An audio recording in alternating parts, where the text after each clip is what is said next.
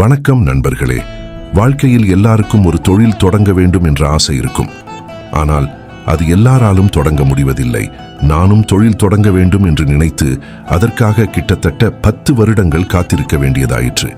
ஏனென்றால் எனது குடும்ப சூழ்நிலை, பணப்பிரச்சனைகள் மற்றும் குடும்ப பொறுப்புகள் அதிகமாக இருந்தன. இருந்தாலும் இந்த 10 வருடங்களில் நான் பல பாடங்களை கற்றுக்கொண்டேன். இப்போது நான் தொழில் தொடங்கிய பிறகு எனக்கு பட்ட சில யோசனைகளை உங்களுடன் பகிர்ந்து கொள்ள விரும்புகிறேன். இது உங்களுக்கு பயனுள்ளதாக இருக்கும் என்று நம்புகிறேன். தொழில் தொடங்கும் முன் நீங்கள் எந்த தொழிலை தொடங்கப் போகிறீர்கள் என்பதை முதலில் தீர்மானிக்கவும்.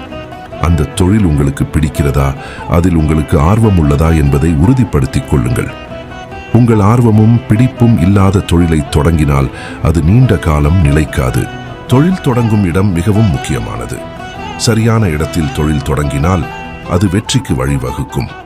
உங்கள் தொழிலுக்கு ஏற்ற இடத்தை தேர்ந்தெடுக்கும் போது அங்குள்ள வாடிக்கையாளர்கள், போட்டி மற்றும் சந்தை தேவை போன்றவற்றை பகுப்பாய்வு செய்யுங்கள். தொழில் தொடங்கும் போது உங்கள் முழு முதலீட்டையும் ஒரே நேரத்தில் செலவழிக்காதீர்கள். தொழிலை படிப்படியாக வளர்த்து கொள்ளுங்கள். சிறிய அளவில் தொடங்கி அதன் வளர்ச்சியை பார்த்து படிப்படியாக முதலீடு செய்யுங்கள்.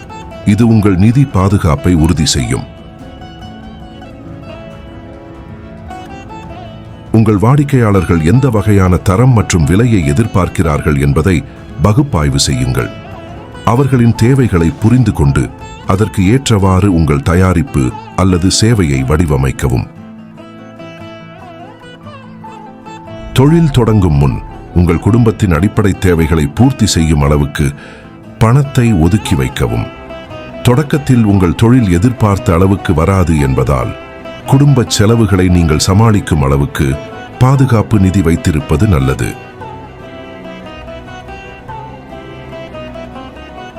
தொழிலில் வெற்றி பெற பொறுமை மிகவும் அவசியம். தொடக்கத்தில் எதிர்பார்த்த அளவுக்கு வராவிட்டாலும் பொறுமையாக இருந்து உங்கள் அனுபவத்தை வளர்த்துக் கொள்ளுங்கள். உங்கள் தொழிலை உயர்த்துவது உங்கள் பொறுமை மற்றும் அனுபவம் மட்டுமே. தொழிலில் கிடைக்கும் லாபத்தை மீண்டும் தொழிலில் முதலீடு செய்யுங்கள். அதை உங்கள் சேமிப்பாக வைத்துக் கொள்ளுங்கள் அல்லது குடும்ப தேவைகளுக்கு பயன்படுத்துங்கள்.